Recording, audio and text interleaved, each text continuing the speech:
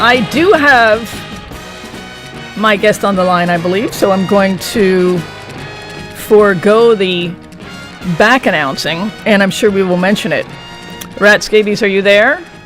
Yes, I am. Hello. How are you? I'm great. How are you?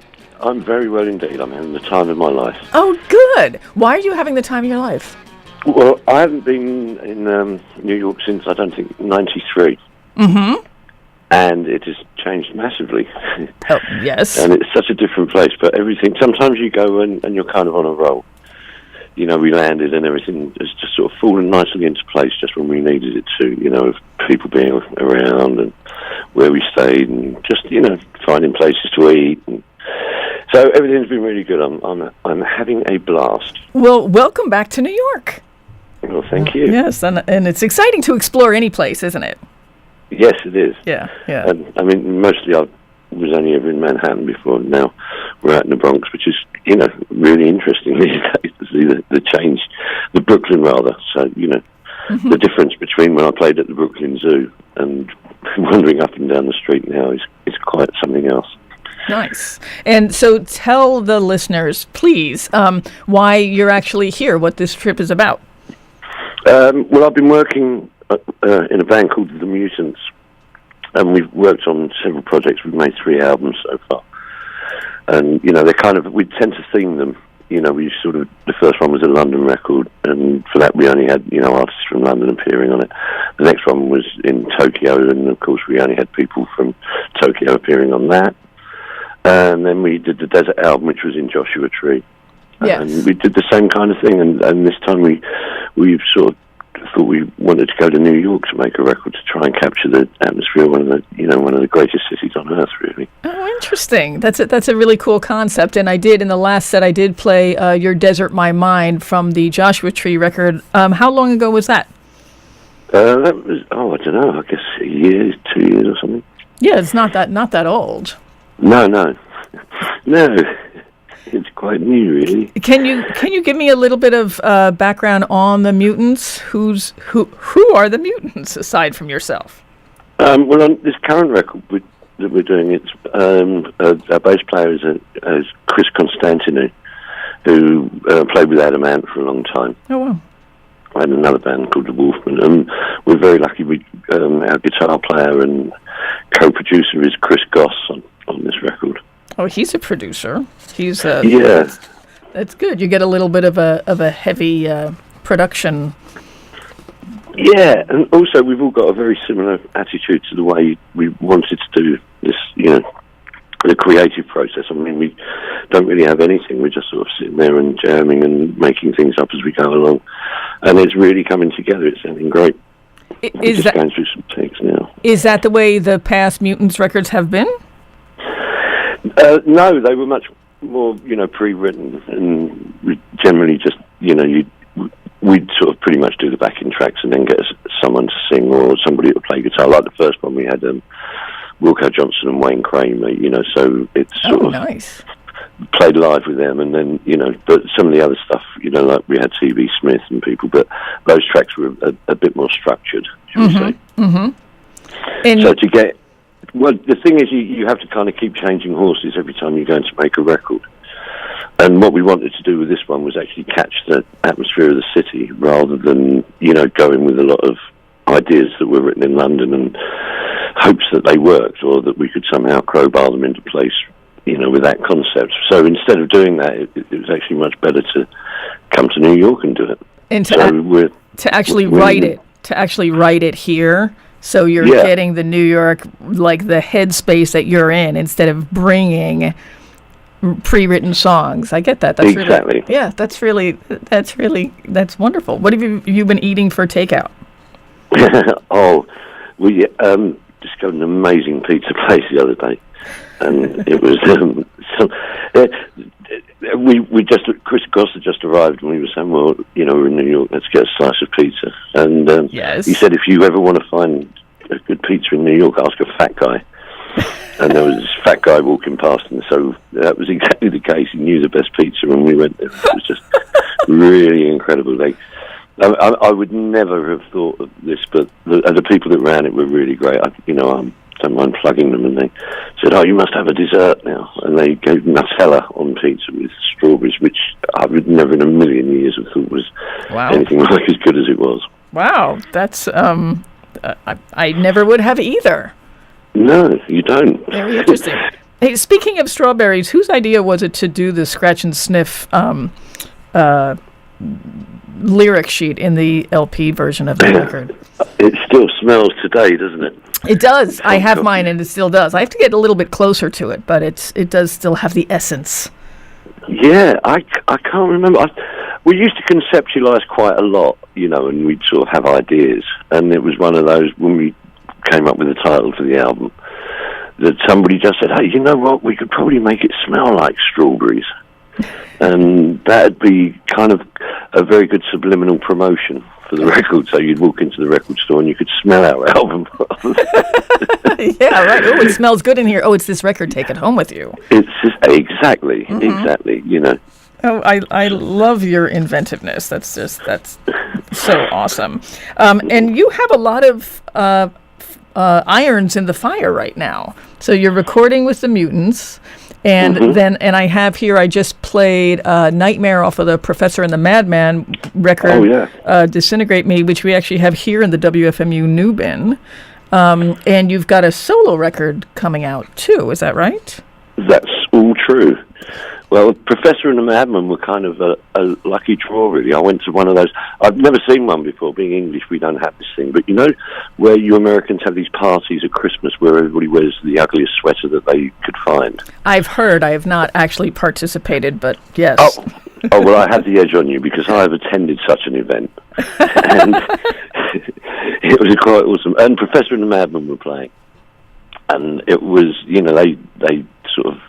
they were going to do a version of Smash It Up, and they asked me if I'd join them on stage, and I did. I got up and played, and got talking to them. And they were, they're kind of very bright, on-it guys, and they just sort of said, "Well, we're doing this record, how about you put some drums on it for us?" And then, so we did. And then they're kind of quite big Damn fans, and they sort of said, "Well, our favourite rhythm section was always you and Paul Gray." So once the drums were on, they then rang up Paul and said, "Hey, why don't you play bass on the record?" And it was kind of the Strawberries rhythm section with Sean and Alfie's take on kind of on the influence that the Damned had on them, I think, as musicians. Wow, that's I'm saying wow in relation to the Strawberries rhythm section because that is just like a perfect rock record. So amazing. Have you been in recent touch with Paul before that came about? No, not at all. I haven't spoken to him for years. It was it was just one of those things. It was kind of there's no when people depart and stop working together. Yeah. That's kind of the way it gets left sometimes, and you just sort of think, well, that's over, and he sort of moved all the way down to Cardiff and stuff, so he wasn't around in London, so you never ran into him at any gigs or anything. So we just kind of, lost contact, and so I hadn't really heard from him at all for years. And I just, apart from occasional messages and stuff, but that was, so it's very interesting that, when they, because I did the track with the different, all the tracks with Professor and Madman with the different bass parts on it and stuff. Mm-hmm. And then suddenly hearing Paul playing again, it was kind of, oh, okay, I remember how we used to do things. And I have to confess, it's good. It is good. It's a really, really good record. And I do want to tell people that, so it's got Alfie Agnew and what's the other guy's name? Sean Elliott. Yeah, Sean Elliott from DI. So it's it's really a star-studded record, and for me, I guess, coming from totally different places, but they must have loved playing with you because your drumming, the Damned was really the punk band that was faster than everybody, and I think that you may be responsible for a lot of like the hardcore scene, and Alfie Agnew has the whole Adolescence, DI, I mean, all that background there. So they must have just been freaking out meeting you. I'm freaking out on the phone. He managed to control his bubbly emotions for long enough to establish that we're all actually human beings and we'll get on, and I'm very normal, really, just like any other punk rock legend, I eat, sleep, and go to bed. That's kind of course, yes.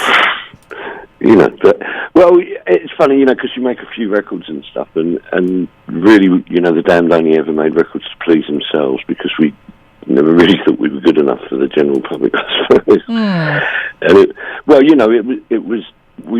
and I think it became part of our appeal that we did something like the Strawberries and the Black Album, where we kind of suddenly veered away from what, as you say, was kind of pretty fast, emotional punk rock.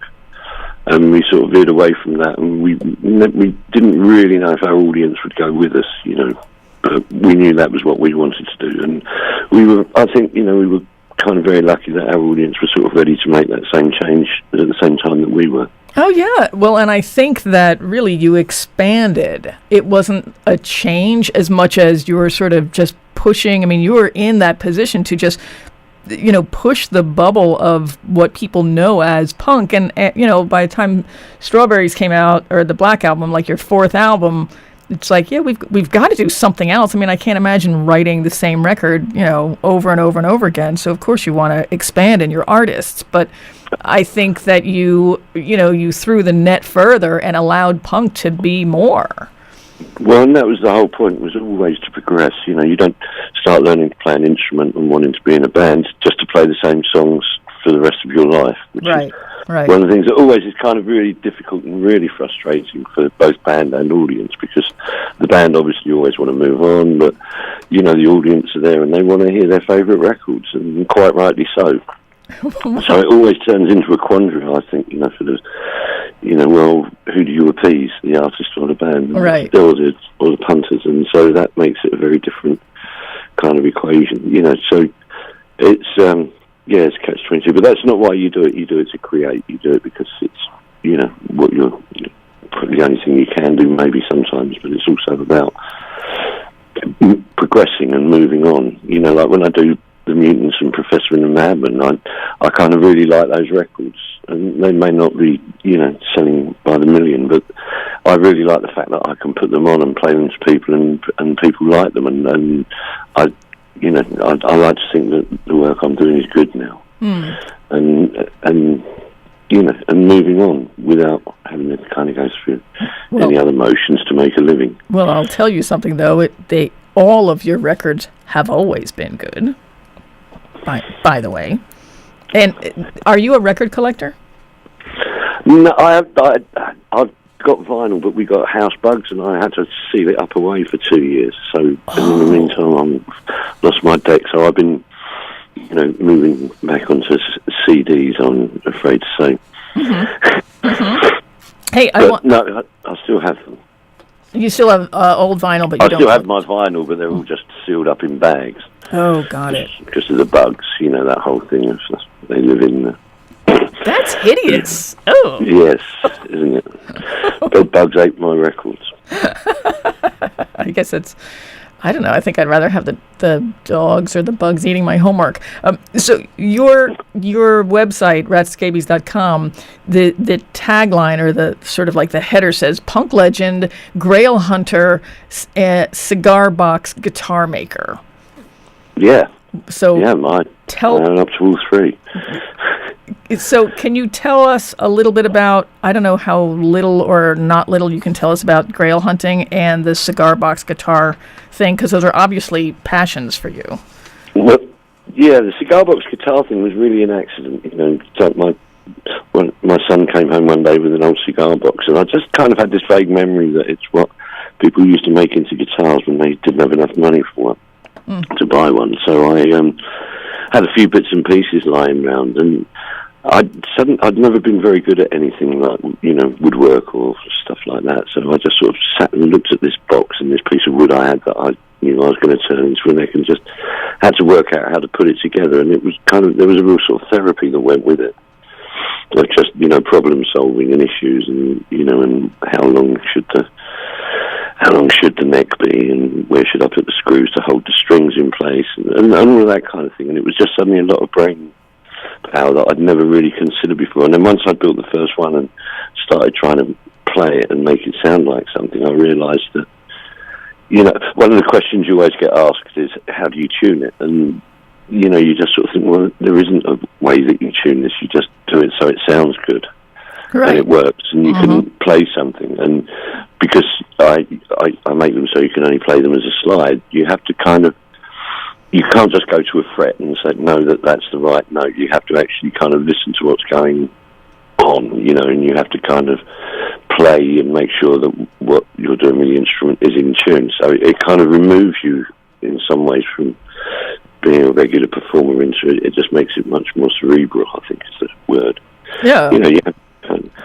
So you go on instinct, and it's kind of, in some ways, it's a great lesson to learn. And it certainly did me a lot of good to do. And of course, once I made the first one, then the neighbour had a bunch of other boxes and said, if you make one for me, you can have these. And I did that, and then people said that they liked them. And so I ended up, I think I've made about 85 or something now. That's great. Yeah, the website has some really, really beautiful pictures. Yeah. It's good fun. And I don't do it all the time. I don't even have a workshop or anything. I just sit out on my porch and, just get on with it. I mean, it's kind of a great way to, I don't know, I get a great feeling of accomplishment for it. Oh, yeah, I'm sure. And there's a certain process that you were talking about, just like having to pay attention, and it's something that doesn't go fast. It doesn't go quickly, so you have to really take your time with it. That's a nice, change of pace from life and instantaneous, communication and things. That's really great. A nice craft. Now, do you play guitar? Well, I do guitarist impersonations. I play as much as I can, really. I mean, I think pretty much everything I write, you can do with two strings. And, I'm not very good at changing chord shapes, so I always do bar chords and just go up and down the fretboard rather than playing the proper chords. But I only ever really, picked up a guitar to sort of, to try and write songs. And plus, working with Brian James and, we've had some pretty good guitar players in the Damned. Oh, yeah, yeah. So that thing of just sitting there and picking up and strumming away, and then one, someone saying, you know what, if you do this, it sounds like that, and you sort of just piece together bits of information, and then try and use it in a way that ends up with something that, that I don't know, that maybe you didn't think you could do. Mm-hmm. So when you wrote songs for the Damned, what was your tools? Like, you said you would sort of direct somebody to play? Well, it was really anything that was lying around. Like a keyboard, if you just sort of plug in an organ and play with it until something resembled a piece of music. And the same kind of thing with the guitar. And then I'd be very good at having small pieces of ideas, and or I'd have a chorus but no verse, or an intro and a middle eight but no verse. And so it used to work quite well. Me and Captain would sit there and we'd he wasn't far removed, and Roman Jug later on as well was the same. We'd sit there and we'd just pool ideas and see how we could make it work together, and it was really artistically great, because it was I don't know what you call it. It was a genuine collective, I think, when the Damned were writing material. Nice. Yeah, well, and I've noticed a lot of the records have everybody listed for song credits. Yeah. Well, it kind of everybody, if you're in a band, you're working together, everybody has a part to play. Everybody must have a value, and yes. And for example, Dave didn't necessarily write too many songs, but actually, he was an incredible artist, and so when he designed logos and stuff like that, oh wow,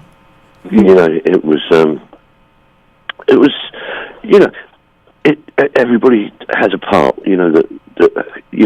A band's job is to promote everybody else's strengths and cover their weaknesses. And I think that was kind of what the Damned were pretty good at. And so giving everybody the same kind of thing on the money and the publishing, it just always seemed fair. Yeah. No, that's great. That's a great work ethic. Hey, I wanted to ask you in the break in Neat, and obviously we're talking 40 years ago. Is there extra snare tracking in that sort of drum break there? Do you remember? No, there isn't. There isn't. No, there isn't. That was played live, as it was, with two hands. It sounds more, I guess, that the snares maybe were a little looser or something. I do have to... You might have put some echo or something on. Okay, maybe for the break part. And I just want to compliment you because you've always had a great snare sound. And some of the earlier, records that you played on maybe were not, fully mixed in to showcase the drummer always, but your snare sound is always just been one of my favorite. Oh, thank you. Yeah, it's just, it's not that woody sound. I hate that woody, echoey sound that a lot of people go for because it has to cut through. You have real snares, and it's warm. It's just wonderful. Yeah, well, almost certainly an accident. But, you got to hit them hard, you got to hit them fast, and that's how it works. There we go. Hey, we have a couple of questions from listeners. Okay. We have here at FMU, we have a live comments board, and I'm on, from noon to 3, so a lot of people talk about their lunches, and then they'll come back and they'll say, oh, I missed, she played this or whatever.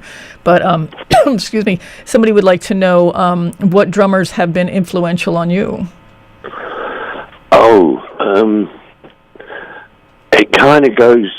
when I was a kid, anything that was drums, I liked. I didn't really care about the rest of it. And so there were, in no particular order, there was people like Sandy Nelson, Dave Clark Five, but then jumping over to sort of English jazz players like Kenny Clare and Ronnie Stevenson. And then, as I got older, then, that kind of whole rock thing happened, and then it was sort of Mitch Mitchell, Ginger Baker, Moon, those kind of blokes. But I don't know how much of an influence they were. It was just because I was kind of I'm still learning to play, but I was sort of learning to play when they came through. And so it was sort of beyond me, a lot of the things that they played. I just didn't have any of that sort of technical ability. I hadn't learned how to do it. So it was much more to do with the attitude and the way they played and the fact that they had a freedom. And all of those drummers actually... And I noticed this, with me and Brian on the first album, but all of those drummers were sort of drummer-guitarist combinations. Mm-hmm. It was Mitchell and Hendrix, it was Townsend and Moon, it was Bonham and Page, it was Baker and Clapton, and you realise that the bass player actually didn't really do very much in those bands, generally apart from anchor down what those guys were doing with the big dynamics, Right. And kind of complementing each other. And I think Brian and I were... we'd kind of grown up with that, so it was quite instinctive for us to sort of play the same way. So everything I really did was, mostly about, it's always about the guitar, and the vocals. Mm-hmm. If they're singing, don't play. And somebody else wants to know about your use of cymbals. Their comment is you remind them of Keith Moon, always using your cymbals. Lots of cymbals. I just adore the sound that they made. Always have done, always will. And there was nothing sexier than just that kind of stormy ocean of brass. Yes. And I guess I kind of got nailed for it. I mean, I'm sure I wasn't the first person that did it, but, I did do it. And, they sound great. And, is there a particular cymbal that you like? Like, what's your kit now? I play Paiste cymbals, mm-hmm. 2002s, mm-hmm. and I have done pretty much all the way through. And I'm using a very old American Leedy kit at the moment, which I really, really love a lot. I've had it a few years now. I got it in Arizona about 8 years ago. Wow. And it's kind of my magic drum kit. It's, always sounds great. And I just, so that's that with, with my Premier hardware and a Ludwig Speed King bass drum code. Nice. And somebody wants to know, did you actually punch Paul Weller once? No. Okay. No, I didn't. Okay. Do they want me to? I don't know. Well, I don't know. okay. I think everybody deserves a punch now and then. At some point, I mean, it did me good. So, the Mutants record that you're working on now, do you have a timeline for it? Not really. Only that we're here now, and we're here for a couple of weeks, and we're just going to do as much as we can now, and then begin the other process. So I don't know. I mean, I don't even think about a schedule. I'm lucky. I don't really have to. So I'm just, it'll come out. I don't know. Probably in about 6 months, I should think. Mm-hmm. And well, you said you're not necessarily on a schedule, but is your solo record, is that complete? Yeah, it is. It's that's coming out on Cleopatra Records in a few months. I haven't heard from them for a while, so I'm not sure of the exact date. But it's a lot of things that I worked on kind of in my own studio and at home and stuff. And it sort of covers a period of years, I guess. Just songs that I wrote and pieces of music and ideas that I had, and some of it's funny and some of it's kind of surreal and some of it's straight ahead punk rock and some of it's a lot of drums and some of it's cigar box guitar. So it's a very eclectic record. It covers a lot of different each track's got a different mood, and I had to do things like, because I didn't really have a singer, so on some of the tracks I would get perhaps the dialogue from a documentary about flying saucers, and then spin some of that in, and build a track kind of around it, or I've lost you, haven't I? No, not at all. I'm just thinking, you're a singer. You can sing. Well, I can barely speak, let alone sing. No, and it was just a friend of mine, Matt Green at Cleopatra Records, said to me that I ever thought about doing a solo record, and I started going through stuff that I had that's never been released or not, never got used because it was the wrong time or the wrong place or the wrong style or whatever. And I thought, it'd basically be really nice just to get this out in the open and, and see what people let people know what I do. Mm-hmm. Because I think it's kind of, oh, well, he's the drummer in the Damned, and that's kind of how you're seen, and they probably don't realise that I could, that I did write a whole tune, or I could play enough guitar to, bluff my way through it. So it's, for me, it's quite nice to be able to put that out there, I suppose. Did you say bluff your way through it? Yeah. It's all bluff. No, I think that you have the chops and the resume, as it were, to be able to say, yeah, I'm putting out a solo record, and that's that. That's Well, I have no expectations. You see, I don't. Yeah. I don't immediately sort of think, oh, my solo album, my career, my life is on the line. It's not really like that. It's especially it's quite now. selfish of me. It's quite selfish of me, really. I'm mostly putting it out for my own benefit. Well, so, but you're being realistic about it. I mean, the music business has changed so much. People get famous from one track on YouTube and never put out a record. So you're putting out a record. That's great. Yeah, it's a changed world. The music industry certainly isn't one that I recognise anymore. Yes. It's very, very different about the way things work and what people want. And to be honest, I just resigned myself to the fact of, you're not really going to be able to compete with this. There's quite a lot of people out there. The Damn fans still have a huge network going on, and they're very together. And I thought, well, those are the people that are going to be interested. I'm not going to break into a new audience, because I've got a record out. It's really pretty much people that are Damn fans are going to be interested to know what I sound like, I suppose. Mm-hmm. So I think that's, why try and, why dream of trying to have hits or do anything bigger and better when actually, we know it'll do quite well. We know it'll be okay. Yeah. But I don't have massive expectations of anything, and that way, when it, if anything nice happens about it, then you feel good. Sure. Yeah, absolutely. Yeah. Okay. So a while ago, actually a couple of years ago now, I had a gay advert on the program, and she talked a little bit about the tour that the adverts and the Damned were on, and she said that that there were a lot of pranks, and it was really, really, really a lot of fun, and that what you used to do was get a bunch of shaving cream, I guess cans of shaving cream, and then pull. I'm not sure if you were in I think I remember that she may have described a van, and you would pull over to the bus stops where people were waiting to get on the bus to work, and then ask people directions, and they would step forward, and you would spray them with shaving cream. That was the captain. That was never me. Oh, that was not you? No. Oh, okay. No, that captain used to do that. He was the shaving cream guy. Oh. But you seem to be a humorous fellow also. Or is there any kind of antic story that you could share with the listeners? No, I haven't got anything like that on to hand at the moment. Okay.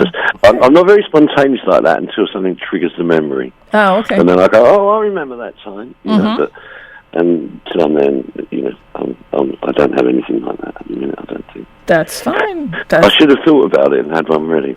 Well, considering this phone call sort of came from, and I want to thank Vince and Randy for getting it. Was like, you were out and you end up having dinner with a friend of mine, and then we had the Professor and the Madman record here, and and you and I never were in touch before just being on the air now. So yeah. We're doing pretty good.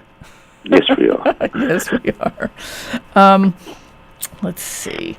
What do you think is your favorite Damned record, maybe from a production point of view? Well, interestingly, I was out on the road, and the driver had put on Strawberries, which I hadn't listened to for about 20 years, and it actually really does sound kind of good. Oh, it does. The quality on the thing is kind of it's got something about it that's very professional. God knows how we managed to do that, but it does. And then after that, I played Phantasmagoria. Which at the time I sort of wondered about the production. I thought it was, I wasn't sure that it was strong enough. But then when I played it again, I realised that actually it's a very different type of production, and it's in a way it was a very ghostly sounding record. Yes. Nothing was kind of really in your face or dry. Everything was kind of slightly distanced, and it kind of drew you into it to listen to. I think it's very clever production by John Canning. But there's a funny, I always think I don't really want to be that sad old rock star sitting there listening to his old records. Yes. And actually, I probably should, but that's just that, you have that image of yourself thinking, oh my God, that's what saddos do, so I'm never going to do that. And in that, you throw away the opportunity to actually listen to it. So it was really nice when I did spend some time listening to the old records just to see what I actually had achieved, because it had always been much too close to me, I think, to have a kind of proper, opinion about it. Yeah, that's interesting to put some distance in between you. You said ghostly, and I wanted to ask you, because we didn't really go into your Grail Hunter thing, but have you ever seen a ghost? I have never seen one directly, but I've been in places where things happen. Sounds and extreme colds and sound of running water. I was staying at a place called Carberry Towers, which was Queen Victoria's country retreat up in Edinburgh, and I was staying up in the attic there, and that got a bit weird. There was a very strange atmosphere, and just a sense that something was happening that wasn't normal, and not a feeling that I'd ever had before. So. But that's the closest I've ever really got. Interesting. We do have another question. Says, can you tell us about Keith Moon and Viv Stanshall trouser shop gag? Well, yeah. We were lucky enough. We did a song called "Lovely Money." Yes, I played that today. Actually, yes. Okay. Well, we had the voiceover in the middle is a wonderful man called Viv Stanshall. Yes, from the Bonzo Dog Band. The Bonzo Dog Band. I've also been working on a charity record with Neil Innes recently. Wow. Who was, with Horace from the Specials plays bass, Neil plays keyboards, I play drums, and we're called the Spammed. The Spammed? Spammed. Spammed. Oh, spammed. Got it. Like spam. Like the Specials and the Damned and the Spam song. Okay. Yes. So I've been working with him, which has been really great fun, because it's kind of like a charity record thing we've been doing for cancer research. We only did it last week. And on vocals we have a comedian, an actor called Kevin Eldon, who's actually just finished being in Game of Thrones. So there you go. That'll give him pedigree. So so I've been working with him and the Bonzos, and that was kind of my substantial connection, I suppose. They're starting to want to make a noise in here. Okay. I think I may have to say goodbye quite soon, I'm afraid. Okay, well, thank you. I had no idea how much time you'd be available for, so that's been really wonderful. I want to just ask you, I have the Professor and the Madman CD here, and I already played Nightmare. What's your favorite track on the record? Because I'll play that next. We can go out with that if you want to introduce it.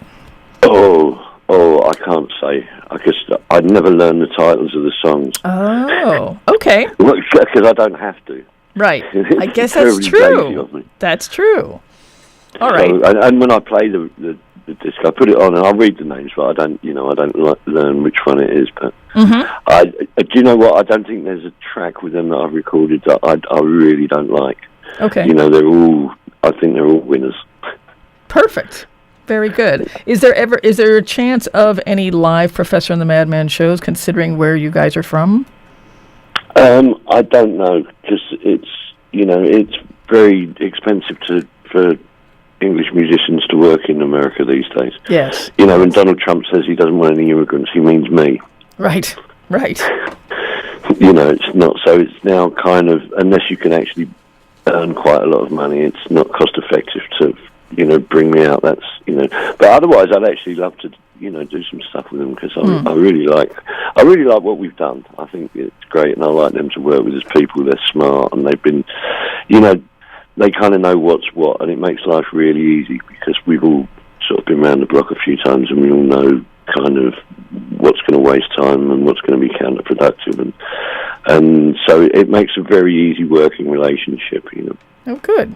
Well, the record is called Professor and the Madman Disintegrate Me, and I want to thank you very much for your willingness to get on the phone while you're in the studio.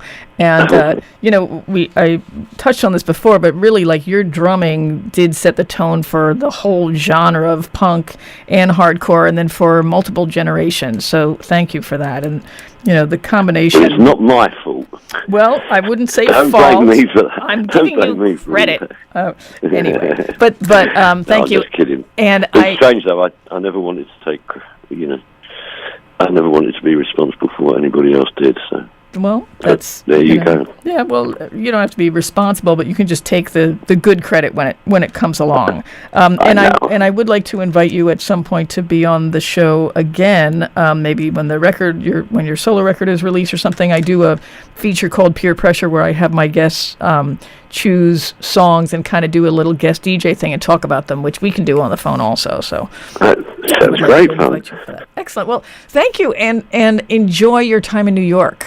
We are honored that you're here, and really wonderful to talk to you. So thank you so much. Nice to talk to you. Thank you, listeners. Take care. All right, bye. Bye. And we're going to hear Space Walrus from the Professor and the Madman record. 6, 5, 4, 3, 2, 1. Flying high in my